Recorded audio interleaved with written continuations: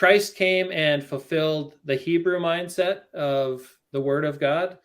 And there's this other process where God was doing a work in the Greeks where he also fulfills the idea and concept of the Logos that made the gospel palatable to the Gentiles. And so all that to say is that what if Lewis experienced in similar fashion to Paul an experience where he was caught up and saw in a spiritual way the forms, or the eternal ideas of these forms that he talks about here? Hey, everybody. Welcome to Contra Talk. My name is Richard Henry, and this is a new season of the show. I've got a guest today. He's a good friend, longtime friend, Jay Williams. He's going to be talking about artificial intelligence, all the tech, the ins and outs, all the interesting things that may be fiction, nonfiction. He's actually he's studying this. He's been in this a long time. So we're going to be talking and just get to know him a little bit more and help us better understand this subject.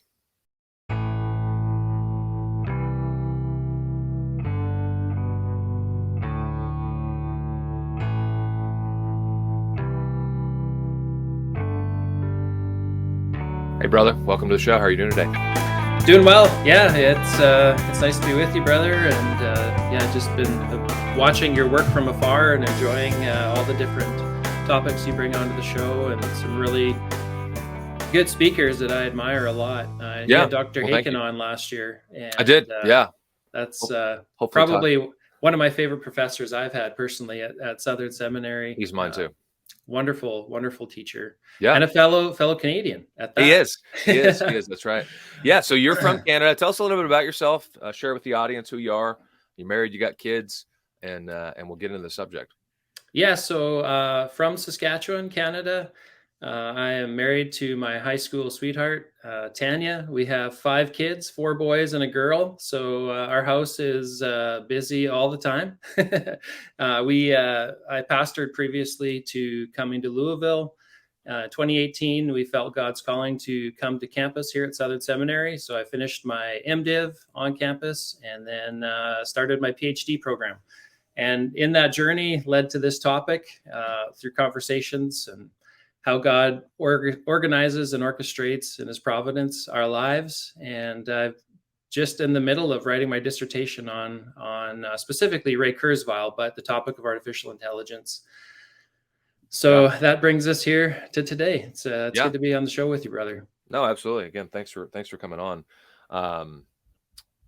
It's a pretty broad subject, and those listening, watching, it's something that we've had the advent, and I'd say the last month or so with, the artificial chat GPT, or, the college essay.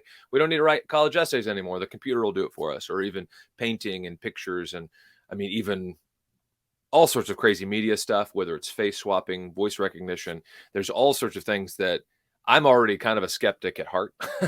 And now I see this stuff and who knows? I mean, you see one news story and then something else, and I'm surprised it didn't play a bigger role even in the 2020 general election, presidential election, and things. But we're going to get into a little bit of that. But I think even deeper, especially with your expertise in talking about AI and Kurzweil, and we'll look at some book recommendations later on. So I guess just the first question really is, why did you choose this subject? What brought you to that point? Because it's very unusual in one sense, or at least, it'd be unusual, say 10 years ago, even.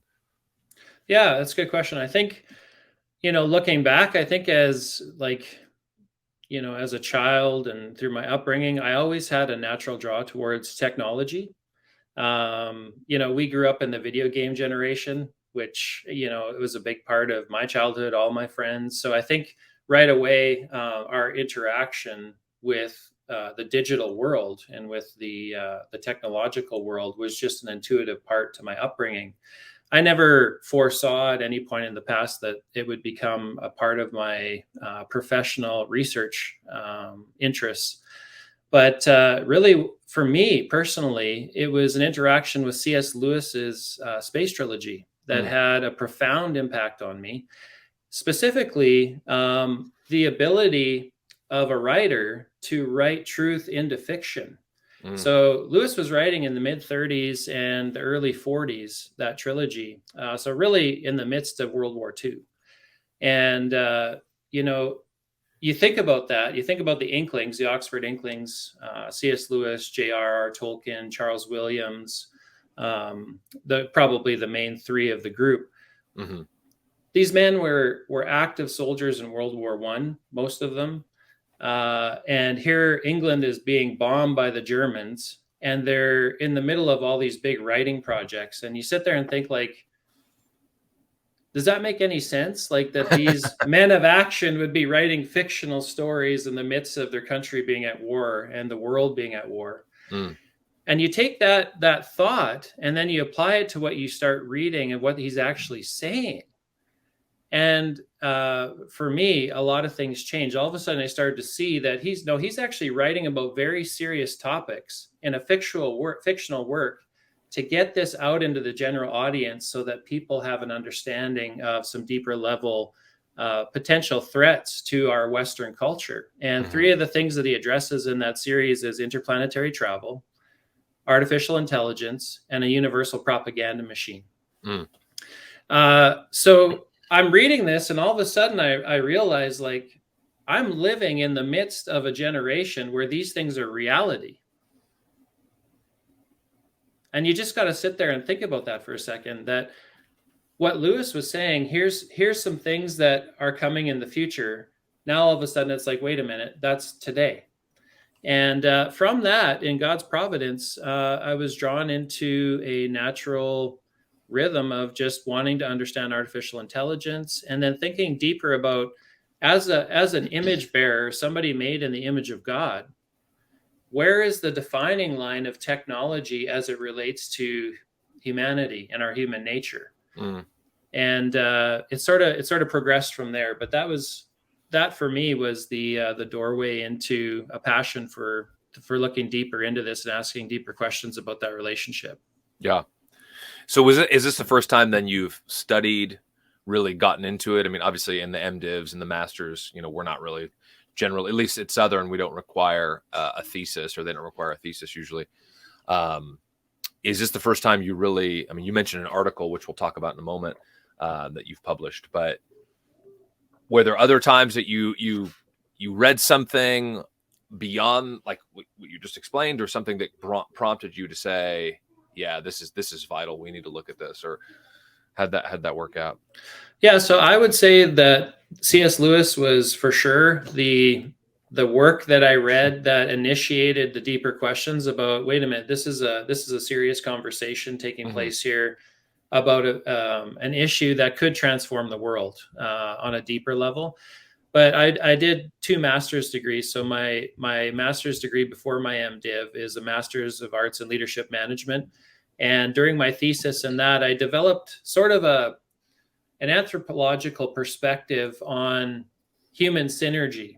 And so that wasn't directly related to technology, but it was something that was laying the foundation of what was humanity in the original creation. So from a naturalistic perspective, we were nothing, and that we progressively, by Darwinian mechanisms, evolved into the creatures that we are today.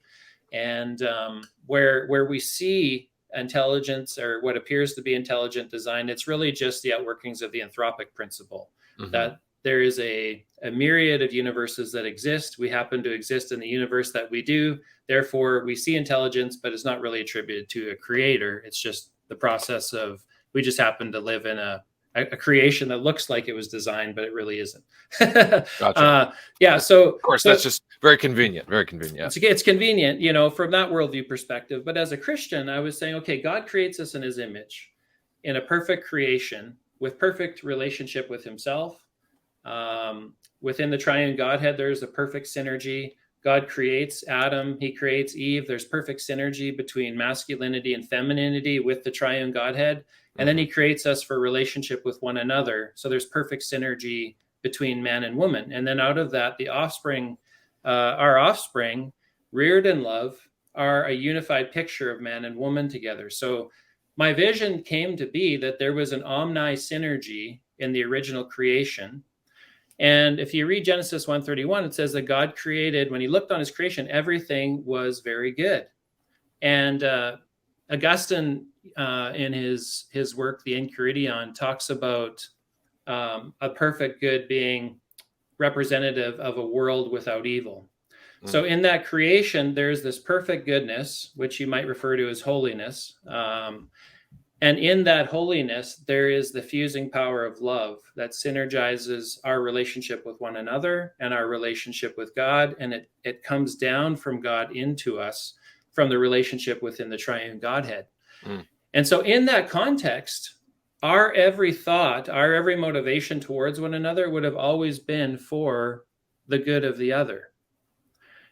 We would not have been hindered by sin. We wouldn't be hindered by things like envy or competition, or, we were talking before the show, just, people willing to undercut one another in order to get ahead. Right. It would have been different. It would have been a motivation where everything was for the good of the other and in support of the other.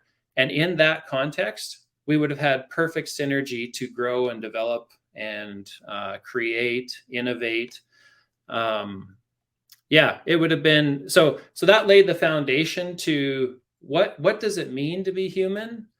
It's to have that perfect relationship with God. It's to have that perfect relationship with one another in the original context. Obviously, it's a fallen created order now.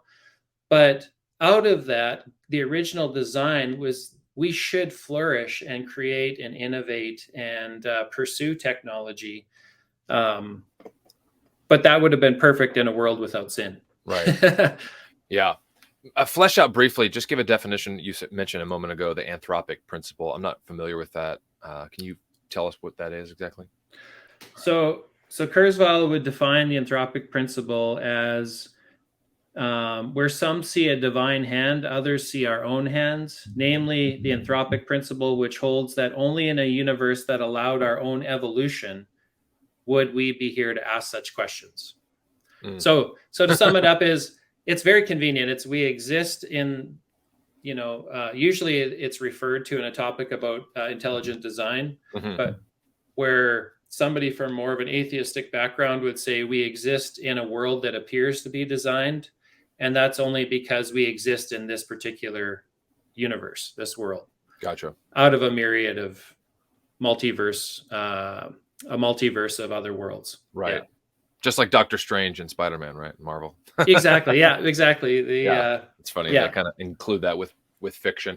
It is pretty remarkable the amount of influence movies and TV has on us, which we'll get to, I think, with AI and talk about a few different ideas, and even me reading, which isn't nearly as much as what you've read, of course. But it's funny how some people think it's, we're just on the cusp of Terminator or Matrix, and others it's like, nah, that's eons away. But we'll get to that. So Kurzweil, I remember him and looking at, I think it was back when I was trying to figure stuff out 10 plus years ago, as far as conservative and theology and this and this and this, and a baby believer at that point. I remember watching Glenn Beck. And that was, I think he had just gotten on to Fox News from, I think it was CNN before.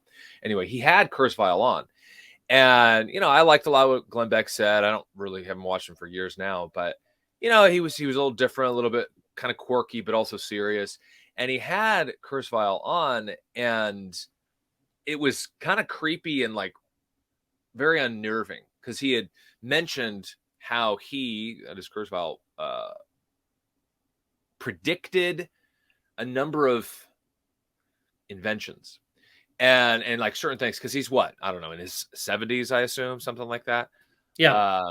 And he mentioned how he takes vitamins, all these particular vitamins, because a spoiler alert, and you'll probably say it, but at least then it was basically his idea was, I'm going to upload my consciousness to the cloud or whatever, to some kind of hard drive, which you probably know far more about. But I just remember the conversation. And even when I visited Southern back in 2013, it was an open Q&A. And I asked Moeller, because I'm like, I don't know who else to ask. This is weird. Nobody's talking about this. And of course, Moeller knew who it was, Albert Moeller. And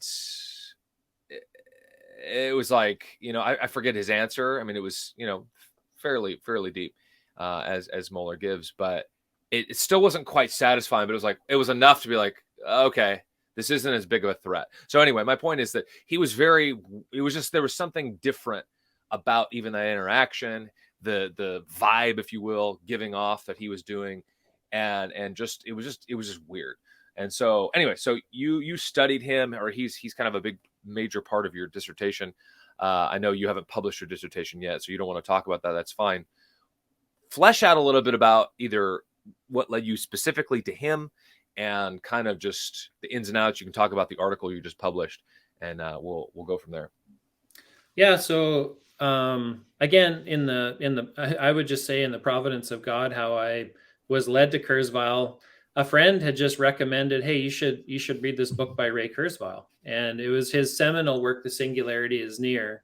Now, not the old cell phone company, which used to be an orange cell phone company that merged with AT&T. Not them. Not them. No, I always thought that. I was like, what? Anyway, go ahead. Sorry. Yeah, it's this book right here. So he published this in 2005, and he had published a number of works before that. But this is was his seminal work and vision for the future of artificial intelligence and transhumanism. And I think that what clicked with Kurzweil when I read him is that I think similarly to how he thinks. He is an architectural thinker, so he thinks big picture and casts vision. And I just tend to naturally be drawn to think like that. I'm not a quick processor. I'm more of a sit back and think about it and stew on things for a while type of thinker myself. But as I read the book, I realized, oh my goodness, like I can see how this could be viable based on what he's presenting here.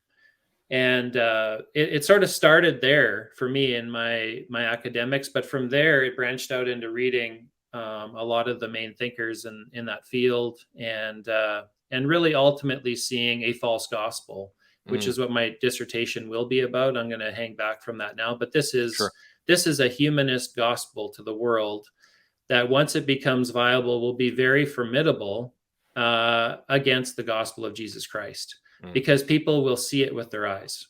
Yeah. And I'm not saying it's going to be miraculous. I'm not even saying that they're going to be able to accomplish this. But as these technologies develop, it'll become increasingly believable that they will. Yeah. And I think that's where, in my heart, to protect people, my vision is how can I help explain what Kurzweil is saying in a way to introduce it to people so that they can see that threat for themselves and then begin to generate a Christian response to this gospel that's being presented. So yeah, so that's how I came to sort of how the Lord led my journey towards Kurzweil. But yeah, as far as his worldview perspective, so if we dig into Kurzweil, he comes from a background. He was sort of raised in the Unitarian Church, and one of the things he talks about in his childhood that really influenced him is just that the Unitarian Church embodied that there are many paths to truth. So he does come at his worldview from a very relative perspective, that we all sort of are on this journey towards truth. We can have different gods, but ultimately everybody gets increasingly, as you follow truth, we draw closer to the same place. So he says in one of his books, he says, in a Unitarian church where we studied all the different religions and the theme was many paths to the truth, we noticed that even though they use different metaphors and different stories, the religions all describe God in the same way, as being unlimited, using language like God is all-knowing, God is infinitely creative, infinitely loving, and infinitely intelligent. So sort of, the idea of God, he's not a theist, right, as far as what I can gain from what he writes.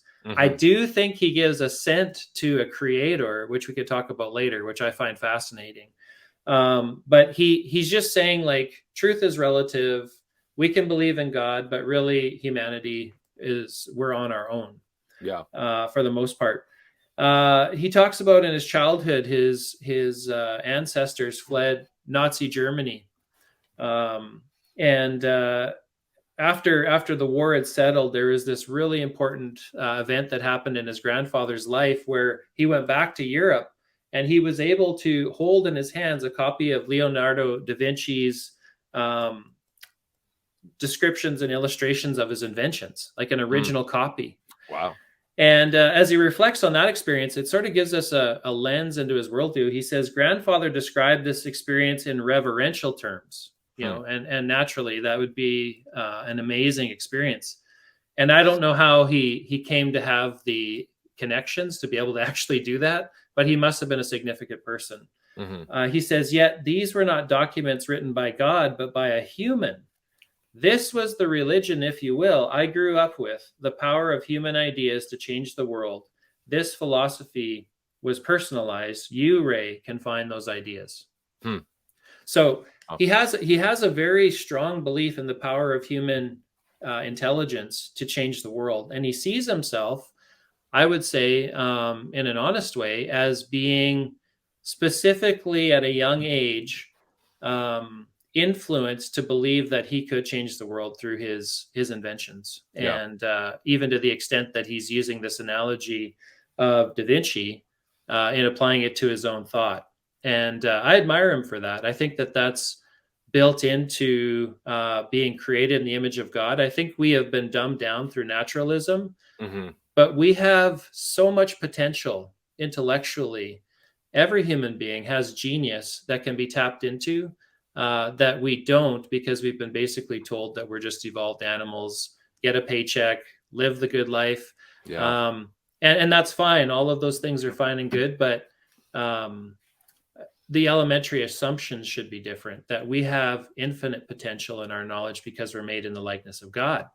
So I admire that about him. But those are kind of a couple stories that give you like a little bit of insight into his worldview, how he sees intelligence and how he sees the potential of humanity, how he sees himself.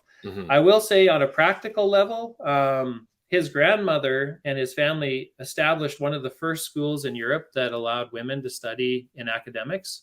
And his grandmother was one of the first ladies to receive a PhD in Europe. Wow. So very significant on that front, what his family had done. And then in the early 60s, he talks about living in New York City, and there was only 12 computers in all of New York City. 12. Wow. And at 60 years ago. It's crazy. 12 years old, he was one of the first like young, aspiring inventors to be able to, it says he connected with Flower Fifth Avenue Hospital in Spanish Harlem. And he would go to the hospital at midnight and stay there until 8 a.m. working on computers because of his passion for computers. Yeah. So even from a young age, you can see in him just this desire for innovation, to change the world, and also specifically a draw towards technology. And if you can imagine any 12-year-olds that'll go to your local hospital to sit on a computer from midnight to 8 a.m. Yeah, I can't think of many. Yeah. So anyway. No, that's good. Can you speak into a little bit? So you mentioned C.S. Lewis, and I know you studied him a little bit, and you were even able to go over to England and study some extra stuff there at Oxford. And of course, he was professor at Oxford for a long time. And then Kurzweil, both in some of our other conversations, and feel free to go as deep or as shallow as you want, but there's definitely it's not just naturalistic, though. It's not just human brain only, as even his worldview would demand. Right? Again, we're just kind of a brain on a stick, is what the naturalist says, right? It's just, here's the universe. We're here. We're just chemicals. We've got our five senses, and that's it. However, even with Lewis, of course, was a believer, but thought much deeply about many things compared to most people, it seems, especially today. But Kurzweil, of course, isn't even close to anything, even pretending to be a Christian. Yet, even in that conversation that I watched 10, 11 years ago with Glenn Beck, that there seems to be this spiritual element, that there's this supernatural thing. And I know I think it was you, maybe it was somebody else, talking about that even with C.S. Lewis to a degree, and kind of almost prophesying and seeing certain things in the future. And there's debate on how that happened or if that happened. Can you speak into that a little bit, and just kind of the supernatural element of like what and how deep it is and everything else? Oh, yeah. I guess what I could say at this point is, I think I'm not an atheist. I'm a theist, and I do assume a supernatural element to reality, and every day of our lives on planet Earth, that we are a part of a very profound and very intentional creation story that is being unraveled by God. And in that process, he uses us in that story to do sometimes things that are beyond just the bounds of what people would call human rationality or logic. C.S. Lewis specifically, there's so many stories about his life that just break the mold, maybe is the best way to say it, compared to, the average biography you would read, or the works of, most writers. For instance, McGrath. Alistair McGrath. That was number one on my book recommendation for this year. But anyway, go ahead. Yeah. So here's what I could say on this file. I would say with C.S. Lewis, I detect that there was some level of supernatural interaction that he had. What would I base that on? Well, there's many things. I mean, he could just be a savant in his intelligence, but a book written by for instance, there's a book written here called Irrigating Deserts, C.S. Lewis on Education by Joel D. Heck. This is a fascinating book dealing with Lewis's perspective on education. My PhD focus is in higher ed and leadership. So yeah, I valued this work that Heck produced, but he talks about a number of things in there about Lewis's life that I didn't know in all of my reading about Lewis. I hadn't come across it, but he had such a memory that there's stories of him sitting like with his colleagues at Oxford, and they'll challenge his ability to recite like by memory a page from the works that he had read. And so basically he was a humble man, but he would sit there and a student would be like, what about this page out of this book? And Lewis would be like, okay, well, give me a line out of it. They go retrieve the book, just any book that the student had picked, read a line, and he would recite the rest of the page by memory. Wow. That's unreal. How does that happen? Yeah. It's pretty fantastic when you think about it. Yeah. So he had a prolific memory, but he had experiences that were very Platonic in nature that he talks about. So a couple things I could share on this front that have inspired me in my Lewis journey is when he was just little, he talks about these 3 experiences in Surprised by Joy that he had as a young boy, where he discusses in one instance, like experiencing the very form of fall. Drawing from C.S. Lewis's Surprised by Joy, he talks about 3 experiences he had as a young boy. And I'll just read a quick glimpse of this, but they're very curious. He says, the first is itself the memory of a memory. As I stood beside a flowering currant bush on a summer day, there suddenly arose in me without warning, as if from some depth not of years, but of centuries, the memory of that early morning at the old house when my brother had brought his toy garden into the nursery. It's difficult to find words strong enough for the sensation which came over me. Milton's enormous bliss of Eden, given the full ancient meaning to enormous, comes somewhere near it. It was a sensation, of course, of desire, but desire for what?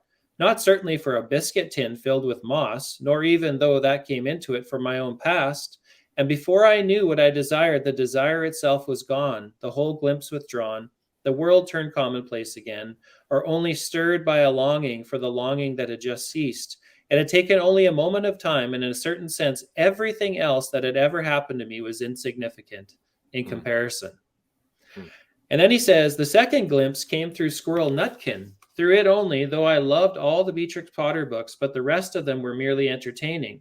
It administered the shock. It was a trouble. It troubled me with what I can only describe as the idea of autumn. It sounds fantastic to say that one can be enamored of a season, but that is something like what happened. And as before, the experience was one of intense desire. And one went back to the book not to gratify the desire. That was impossible. How can one possess autumn? But to reawake it. And in this experience also, there was the same surprise and the same sense of incalculable importance. It was something quite different from ordinary life and even from ordinary pleasure, something, as they would say now, in another dimension. Wow. And then he says in the last one, he says, the third glimpse came through poetry. I'd become fond of Longfellow's saga of King Olaf, fond of it in its casual, shallow way for its story and its vigorous rhythms, but then, and quite different from such pleasures, and like a voice from a far distant region, there came a moment when I idly turned the pages of the book and found the unrhythmed translation of Tegner's Drapa and read, I heard the voice that cried, Balder the beautiful is dead, is dead. I knew nothing about Balder, but instantly I was uplifted into huge regions of northern sky.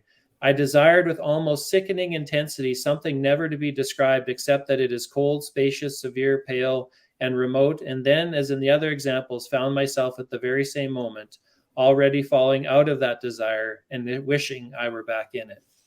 Wow. So here's my thought on this. So in a Platonic fashion, where Plato discusses the realm of the forms and the realm of the ideas, that the ideas are eternal. The forms are our reality where things are changing, but their forms are copies of the eternal ideas. Really syncs up with Hebrews, the book of Hebrews, where basically the entire book is saying like this world is just a shadow of the eternal. Mm-hmm. And when you think of the old covenant to the new covenant, the old covenant is like the realm of the forms. It's a covenant written in dust. And then when Christ descends, the eternal, into this realm of change, this corporeal realm we dwell in, he merges again the union between heaven and earth and becomes a physical body as a descendant of Adam, the eternal Logos. And then the eternal covenant is revealed. So that covenant written in dust is now a covenant fulfilled from a heavenly perspective in the new covenant. And there's this beautiful process happening that I think influenced Christ came and fulfilled the Hebrew mindset of the Word of God. And there's this other process where God was doing a work in the Greeks where he also fulfills the idea and concept of the Logos that made the gospel palatable to the Gentiles. And so all that to say is that what if Lewis experienced in similar fashion to Paul an experience where he was caught up and saw in a spiritual way the forms, or the eternal ideas of these forms that he talks about here. And that's what he describes as joy. Yeah. So he had these moments where he had this experience that transcended his reality that we experience in the moment by moment experiences of this realm, and was caught up into that realm. And ever, like his entire life after that is, I want to get back there. And then you take that idea and you think about Narnia, and there's a whole nother layer of what's going on there. Yeah. That is probably better for a different conversation. But so you see this like amazing capacity he has, and then you see these experiences that he has, and then he takes those two and he weaves them into his fictional writings to stir that joy up in us in a very profound way. So I think that's what I experienced reading Lewis. Was that was his intentionality, and I got glimpses of that where I realized, I see what he's doing here. Yeah, no, that's good. Do you think there's a level of supernatural or some sort of entity with Kurzweil? I mean, is that his plan, right? To upload his consciousness to the cloud, right? Is it like he's going to live long enough? Am I correct on that? Yeah, absolutely. So his vision is that he believes like very soon, like by 2030, that we're going to reach a point of singularity, which is the main, emphasis of his book, where human technology will merge with human biology and will open the door to eternal life, essentially. So until we get that technology, though, his passion is he wants to supplement his body, which what you're referring to, as best as he can to preserve his physical body until that transition takes place and he can enter into eternal life here and Yeah. now. Yeah, he doesn't believe Wow. he's ever going to die physically. Yeah. Right. Okay, that's what I thought. So I mean, again, that's such a religious concept. I mean, you read it a few minutes ago about, it's my religion, if you will, I think is what he said. And I think just for the audience, it's good to remember that everybody's religious. I will often say that even from the pulpit preaching and things. It's just, everybody is religious, just not everybody's a Christian. Yeah. Right? We think, oh, well, I'm not religious, I'm spiritual, or I don't really have blah blah blah. I believe in science or this and that. And it's like, you don't have eternal life concepts in science. You just have, I mean, if Darwinism's true, it's nothing but death and suffering. That's it. There's no joy, as you said with Lewis. There's no life, as even with Kurzweil is looking for. There's just death and suffering. That's the creator. That's the mechanistic sort of, you shouldn't get married, you shouldn't have children, or if you do, just have as many kids as you want. You shouldn't work hard. You shouldn't treat people like you want to be treated. You shouldn't do anything. It's just survival of the fittest. I mean, that is quintessential Darwinism. Yeah. And of course, Kurzweil isn't that at all. And so, at least it doesn't seem to be. He might be in some capacity, but yeah. So his spiritual side, going back to the previous question, is he sees human consciousness and our like future evolution, where we assume the role of the creators of the future steps of evolution to be a spiritual experience. But he doesn't get in deeper than that. He hints at it. I think in this next year, he's publishing a book called The Singularity is Nearer, where he's going to delve into that in a deeper way. Yeah. Yeah. And no, it's really close now. That's funny. Yeah. Yeah. And he targets this as happening in the next decade. Yeah. Now, what gives him, now, it was, maybe I'm remembering incorrectly, but did he predict, as it were, or have a part in like several, mid 20th century inventions?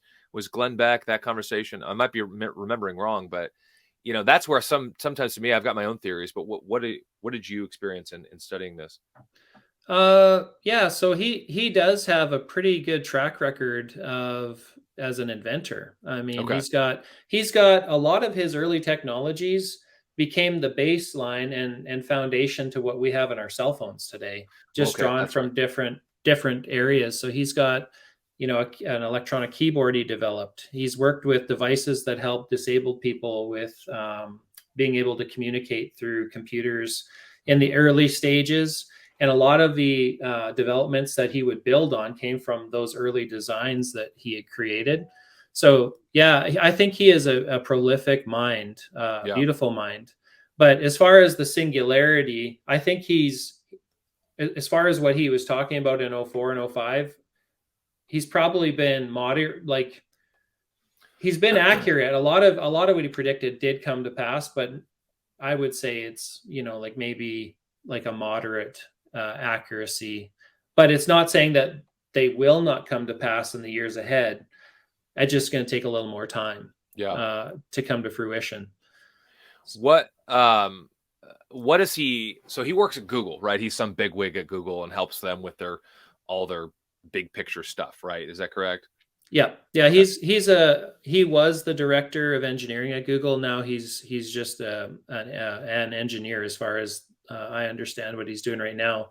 Gotcha. But he has a whole, like, he's got multiple corporations that he's running. Like, some they're working with designing human body parts that are being tested on animals right now, but eventually there'll be a market for, if you need heart surgery, you can just get a new heart that's installed. Yeah. And he has got his hands in a lot of different worlds outside of Google. But specifically to AI, Google is obviously probably the most formidable artificial intelligence pioneer in the world. Yeah. And he's definitely up at the head of what's going on there. The largest, I could say this, I just read a book by one of his associates. So the largest endowment for technological research was just made out in his name. And I think that the first installment was somewhere upwards around $100 million. It's one of many, but contributing to that is corporations like Apple, countries like Saudi Arabia have contributed to this. to see his singularity vision come to fruition. Yeah. So he's formidable in every way. Yeah, no, it sounds like it. Before we get too scary, flesh out again for for us, for the audience and me, the singularity, like, because there's some stuff that Elon Musk has said that you and I have had conversations about with his company, not Twitter, of course. Now everybody either loves it or hates him, but the neural link where you have this basically connection, the human connection. We'll talk about that in a moment, I hope.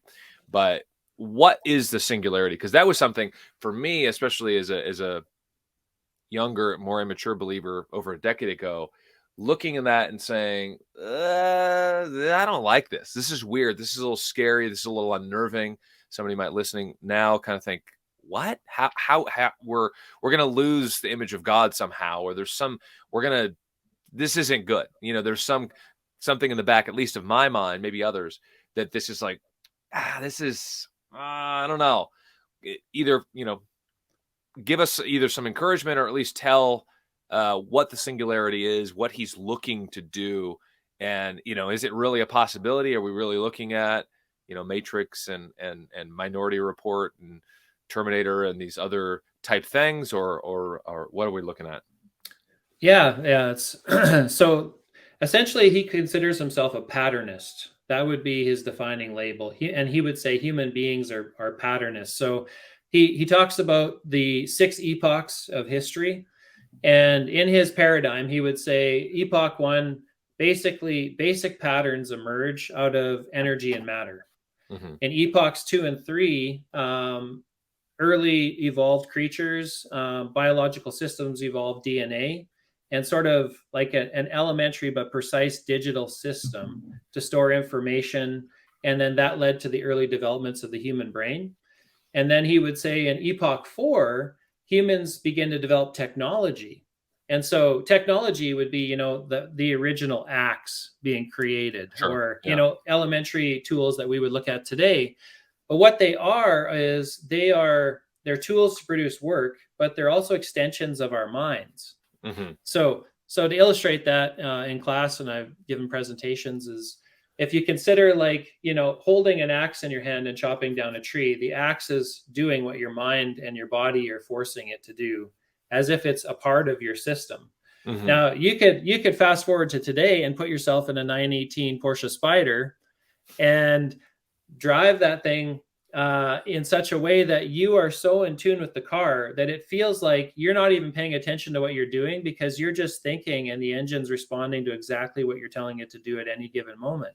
Mm-hmm. So we have this capacity as human beings to take other objects and make them extensions of our mind. And so Kurzweil, in this 4th era or epoch, he would say we started to develop technology, and as that happened, it gave us an edge over other evolved species to where we completely separated from the rest of the species on Earth. Yeah. A defining moment. And then as technology grew forward on the basis of pattern recognition, he would say today we're not at epoch 5 yet, but that's where the singularity is going to take place. And it's the moment in time where technological evolution exceeds biological evolution. And essentially, he uses a term called the law of accelerated returns. And what that concept is saying is that technology is exponential in the sense that as one field of technology grows, another field benefits from that growth and it begins to grow. And as that grows, another field grows. And as those different fields begin to have progress in an exponential manner, there'll come a point where they just leave us behind. Yeah. So that was go ahead. Oh, I was just going to say, so at that point, he's saying there will increasingly become like Nobel Prize breakthroughs will begin to happen like on a weekly basis, on a daily basis, on a momentary basis, as computer intelligence excels far beyond what we're capable of collectively. So would this be considered just transhumanism then? That's kind of the common vernacular. It seems like people are transhumanism. Was that more or less what that is? Yeah, so I think that is where transhumanism comes into the picture, because then the question is he brings up this idea of where is the defining line of what we limit humans to receive from a technological perspective, where we no longer become human. So he's like, if you were to have one transplant with a non-biological organ, Hmm. would that be considered you're no longer human? What if you had two transplants? What if you had five transplants? Yeah. And then he says, well, what about when we establish nanobot technology? What if you had 1 million nanobots injected into your system? What if you had 5 million? What if, and I'm just, I'm speaking from the top of my head, so I'm not giving exact Yeah. numbers, but he's using that logic of, okay, technology is becoming increasingly invasive to our biology. At what point do you say, oh yeah, that person is no longer human? Hmm. So when that technology of the singularity becomes viable, his question is either, I think this is where we're naturally led. Elon Musk uses this logic. Either we're left behind, or we have to merge with technology and become a cyborg to remain relevant. Yeah. Wouldn't isn't that what Kurzweil's promoting though? In the sense that, I mean, it sounds like it. Like if you now have a bionic heart, right, and your lungs, and you're riddled with cancer, and now the 3 or 4 main organs are swapped out for synthetic bio and tech merging. Isn't that the same thing as the Neuralink drilling the 10 centimeter hole in your head and basically extending a web over your brain and connecting to the internet? Isn't that kind of the same thing, or am I missing that? What's going on there? Yeah, so I would say that's the first step towards transhumanism, right? So if here's the logic: if machines are super intelligent, Hmm. we will become obsolete. Like Elon Musk uses the illustration, like it'd be the equivalent of talking to a rock. Yeah. So, and here's my thought on like how that comes to be. It's really artificial intelligence. So machines are drawing from the intelligence of billions of people who have a digital interface today, with their interaction with through our phones, through our computers, whatever medium we're using. We have a digital image that's being made in our image as we Hmm. interact with the digital world. Artificial intelligence can cross reference through all of that data increasingly to make it, essentially the product of billions of minds created in the image of God. So there is this artificial omniscience emerging out of that I'm not saying is sentient, and we can talk about that later, but that has a capacity for deduction and inductive logic Hmm. to pull from all of these minds simultaneously.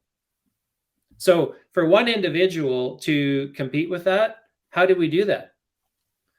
And so Elon Musk would say the best thing we can do is join with that technology so that we become super intelligent as well. Right. And how do we do that? Well, essentially, what Neuralink, Elon Musk's company Neuralink, aspires to do is to create a chip that they drill. I think it's a 10 millimeter hole into your skull.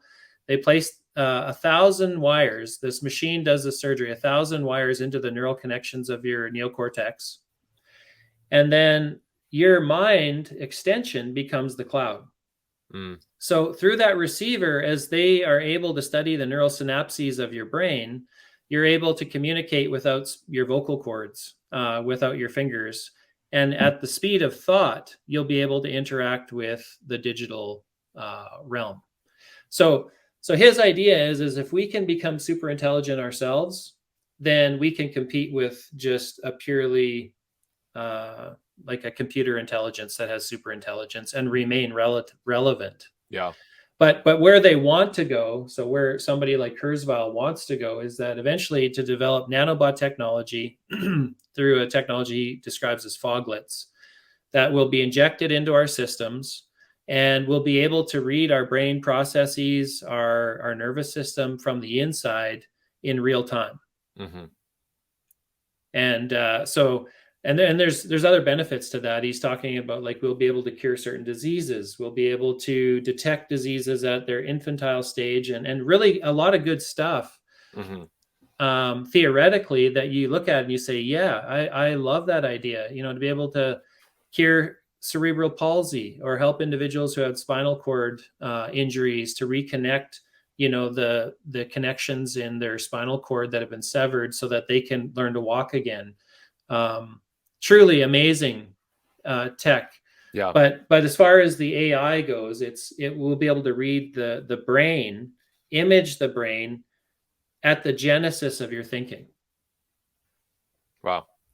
So then what is this?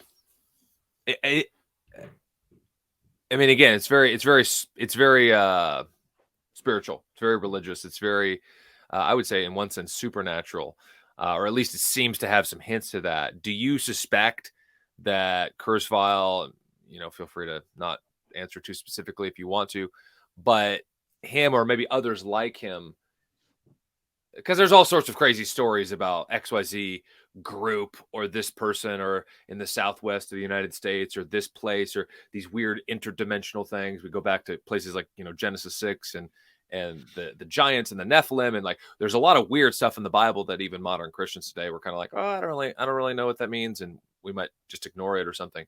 But it sure seems like there's, for lack of a better word, help. Because even in doing some research for our conversation here, and I've got interest in a lot of things as well. I found a podcast, and they talk about all sorts of weird stuff. And some of the guests they were talking about, say CERN, for example, and some other things, and how they're basically connecting and hearing these ascended masters or getting wisdom from afar or from another dimension. Do you think that's at play here with Kurzweil and people like him?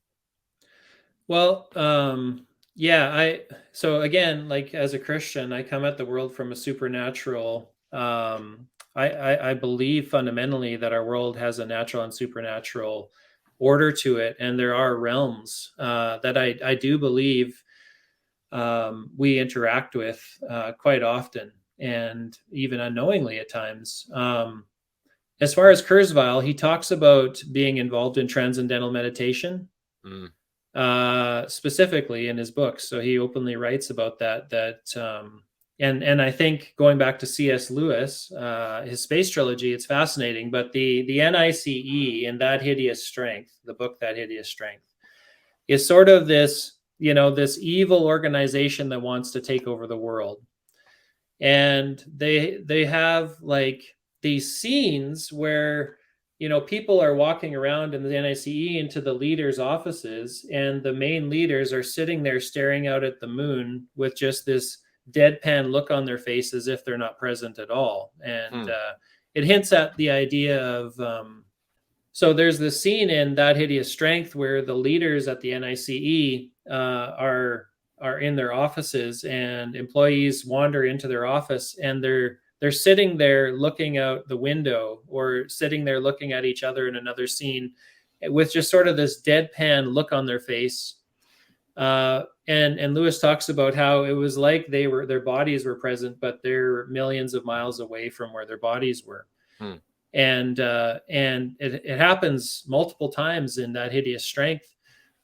And yeah, so, you know, when you read something like that, it brings to mind the idea of astral projection. And I'm not endorsing astral projection. I'm just saying that Lewis writes it into his stories as something that the people on the side of the line who want to take over the world are seeking wisdom from outside themselves. Yeah. And not from God. and not from God. Exactly. Right. Yeah. And you see it also in when you read Paralandra, the second book of the series. There's a key guy. The antagonist in the book is a guy named Weston. Right. He's an acclaimed scientist who starts engaging with the protagonist of the story, Ransom, and saying how his whole life he's been guided by an outside power, and that this power has given him wisdom and helping him to become, you know, the man who leads humanity and human consciousness into the future in a way that changes the future of humanity for humanity's preservation, and like all these grand statements. Yeah. It ends up being that he's possessed by the devil.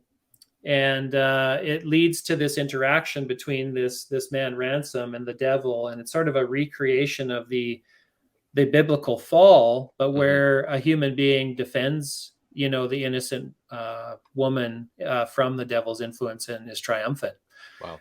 It's a fascinating story, but when you look at those things, so you get somebody like Kurzweil who talks about transcendental meditation and that he practices this on a regular basis. I'm not sure the level of spirituality that comes through in that with him, but the fact that he's referencing it as something very important to his life shows that there is this spiritual dynamic of him seeking something. And so I can't speak beyond what he's published, but within that realm, there is a spiritual side to him as well. I want to address this in my dissertation on a deeper level. So in a future conversation, I can go through a number of places in his writing where he really brings in a biblical paradigm, but from a humanist perspective that sort of feels diabolical. So what I can share from my article is in Epoch 6, this is the apex of his vision for humanity, is that technology will develop to the extent that we'll be able to program individual atoms with information. So the entire cosmos, all the matter in the cosmos, eventually is permeated by technological intelligence to the extent, and he has a conversation with Bill Gates at the end of the book where they do a fictional dialogue together. A very good man, Bill Gates, he is. Anyway, go ahead. Sorry. It's interesting. Not creepy at all. Combine the two together, and this is published by Kurzweil, but their vision is that the entire cosmos would come to life and God himself would wake up. So they don't specifically go to Genesis 2, but think about that. Like, it's so clear. It's when God created man, he formed man from the dust of the earth and he breathed into him the breath of life, and man became a living being. So the soul is fused into the body. Well, they're saying man will make God in their image and breathe life into the dust of the cosmos, and the entire cosmos will come to life and God will come to life. Wow. Yeah. Talk about blasphemy.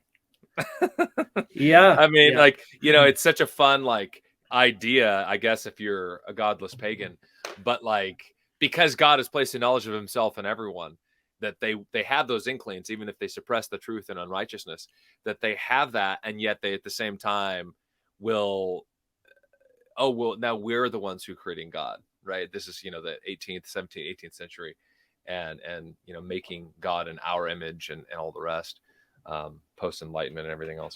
It's brother, can I throw one more thing out there? Yeah.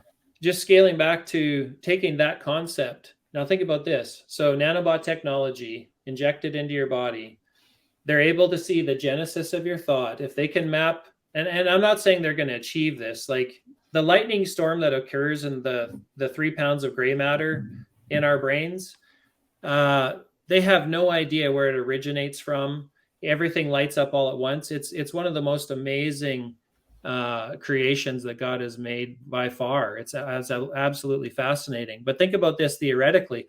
If they can see the genesis of your thinking, so what you're thinking at any given moment in real time, they're stepping into the boundaries of God's relationship with us, right? So if you think about, just grab the text here. If you go to 1 Corinthians 2:10 through 11, Paul there talks about nobody knows a man except for that man and the Spirit of God, which is within him. Well, all of a sudden now you have a third party coming into that conversation that can see even your communion with God. Because as you receive that communion from God in our prayer, as we interact with God and the thoughts that stream to our minds, that can all then be recorded. And so what you have is an internal eye watching everything you do. Yeah. And so when you think about artificial omniscience, it's not just the collective mind that has the mind to cross-reference billions of minds that are made in the image of God, but now you have the capacity to watch internally that person in the genesis of their thinking.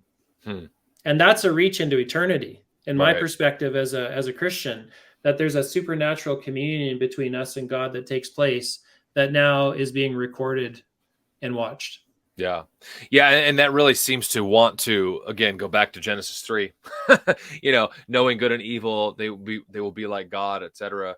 And in one sense, I don't know, there's nothing new under the sun. I guess for those of us, or those who are listening, watching, are like, oh man, this is really creepy, weird. What is some encouragement for the average mom, dad, worker, small time pastor, student, whatever, the average Christian, or non-Christian, but predominantly people watch this are believers. But what's some encouragement and some just a few books that somebody can pick up, and hopefully I'll have you on again once the dissertation's published and everything like that. We'll talk more about it. But what are a few things, just some words of encouragement and wisdom to say, okay, yeah, but what do you got? Yeah, so I would say first off that this may not come to pass in exactly the way it's being envisioned now, but it's likely going to happen. And my reasoning for that is that this is also a arms race. Artificial intelligence supremacy, any country that attains that will have an edge over any country in the world. Mm-hmm. So at a national and international level, this has to be taken seriously. And we in the West have to compete with other nations who don't hold our ethical standards. And we have to come up with an AI that can defend us from our way of life. So in a communist country versus a capitalist country, and I'm using that as an example because that's more economics, but as a political influence, this is sort of, we have to attain this over others in the world who would use it for more nefarious purposes. So it's likely going to happen from that perspective. But here's where we take heart. Like, the God that we serve is really and truly God. Mm-hmm. So all the intelligence of humanity and all the advancements, the benefits that this will bring, but the more nefarious side of this, it doesn't even begin to compare to the intelligence of God himself. Yeah. He truly is omniscient. He truly is all powerful. And he is not deterred by any of this. What I really think is going on here is a reflection of Genesis 11. I think that this is a Tower of Babel in the future that likely is tied into Second Thessalonians chapter 2. That in the end, there is a restrainer that is going to be removed. And after that restrainer is removed, there's going to be an increase of lawlessness and rebellion against God. My thought is that restrainer is language itself. When I think back to the Old Testament, God restrained us in our sin. He restrained us at the flood. But at the Tower of Babel, he placed a restraint on humanity that did what? It limited our capacity to communicate and transfer information. So technology at the right point in time has eliminated that restraining boundary. And in that, it's allowing man to, again, create this unified rebellion against God, which will be from a human perspective and a satanic perspective, a demonic perspective, where men and the demonic realm try to reascend back into the heavens from their fallenness from Genesis chapter 3 in an ultimate rebellion against God, which will bring back the return of the Lord. Yeah. So here's my encouragement. We need to think seriously about these things. We need to think biblically about these things. Jesus told us to watch and pray. Mm-hmm. So as we move into times where we are starting to get into areas of thought that are really scary, our hope is steadfast and sure. Jesus Christ will return. Any attempts to thwart his authority will be lost, and those who are in Christ Jesus will be with him forever and ever. And so there is no ultimate fear we need to have in this, but what we can do is buy some books, have conversations with our friends, and just patiently pray and ask the Lord for wisdom and how we can help our children to navigate the tech world, how we can use these technologies for good. I'm not against human innovation and technology. I think that that's fundamental to us being made in the image of God. So whenever the devil tries to use something for evil, how do we do what God does and spin it around and use it for good? Mm-hmm. And out there in your listeners' audience and in all of us is genius that will be able to leverage this technology for good things that honor God. And so that's my encouragement. A couple books that I would pass along. I think we should read broadly. I think that every human being is made in the image of God, and therefore there's inherent knowledge that we can get from anybody, even if we completely disagree with their vision. Like someone like Kurzweil has lots of good information Mm-hmm. and ideas that I think are awesome and will benefit us. But the Singularity is near. I would recommend that. It is a hardy read, so that is going to take you deep, but you may have to read it a few times. Mm-hmm. A book by a guy named Thomas Malone. It's called Superminds. He's a MIT guy, but this is really helpful in understanding narrow intelligence and general intelligence with artificial intelligence. A book called Life 3.0 by Max Tegmark. This is a really good summary of a lot of he's an MIT guy, but he really addresses a broad audience of thinkers on artificial intelligence. Mm-hmm. And this is a helpful book. Nick Bostrom wrote a book called Superintelligence, Paths, Dangers, and Strategies. He's an Oxford guy. Again, he's not a Christian. He's probably going to be very antagonist to our Christian faith, but he was a pioneer in simulation theory hypothesis.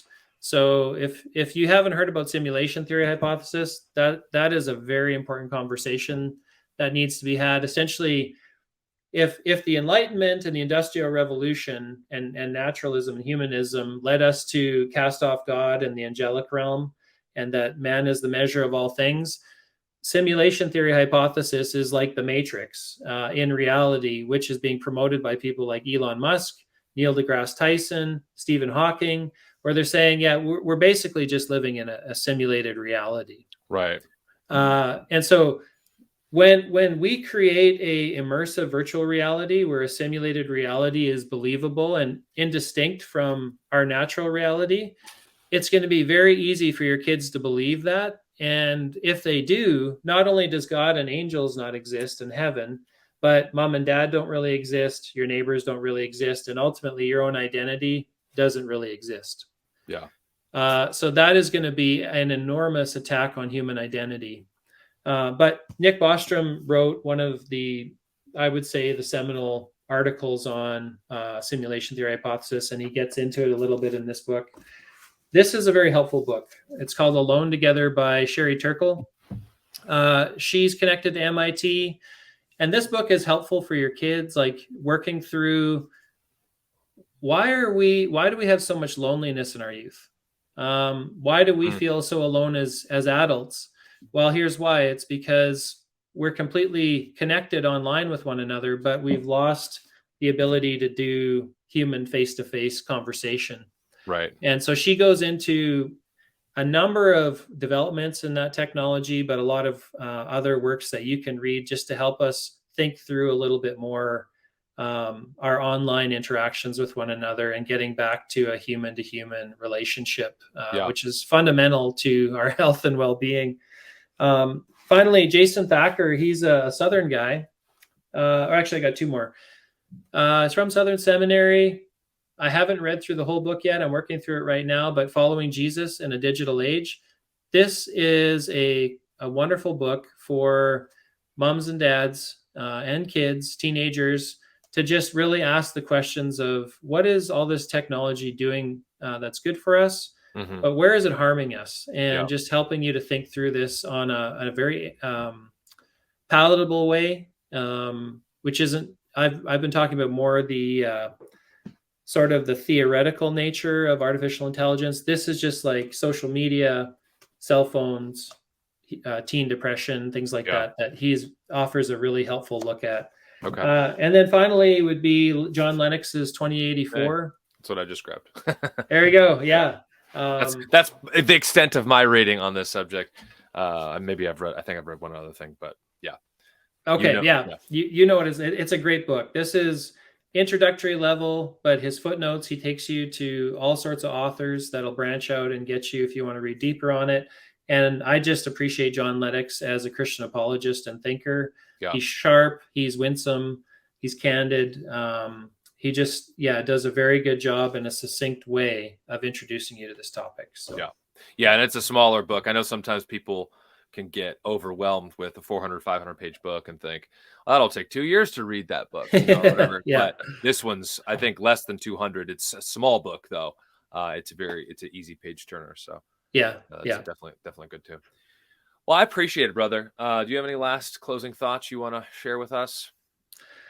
What could I say? I think we just, as Christians, we have been placed in this time, in this stage of human history, and that isn't by accident. So as good Christian thinkers have done through millennia, we need to engage these ideas from a Christian worldview and bring the Christian voice into the conversation. And I think that it's very important that we do that. So I just encourage anybody out there to, if you're drawn to pursue this area, this field of study, to do that with an unapologetic Christian worldview, and influence our colleagues that hold alternate worldviews for the glory of God. Amen.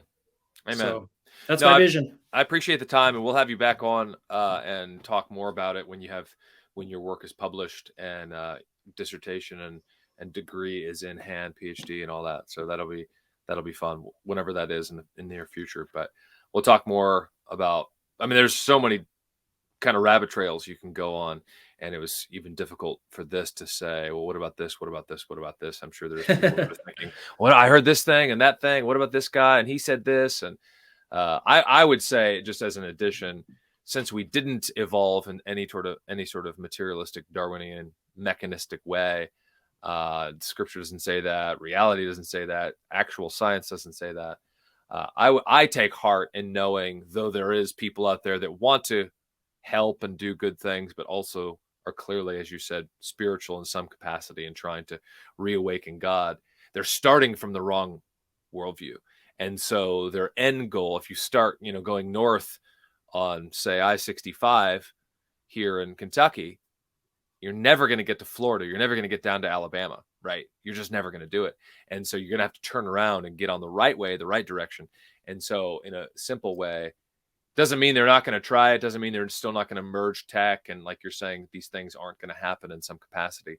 But I would take heart that Jesus is the way, the truth, and life, right? And that there's these things that people start off with, but their theory or their foundation is incorrect, and therefore their conclusions are likely going to be incorrect as well. So and I think on that front, brother, there's an inherent longing in humanity for that omniscience energy that we lost in the beginning. So there's this deep undercurrent of longing for unity, longing for synergy, longing for casting off the effects of the fall.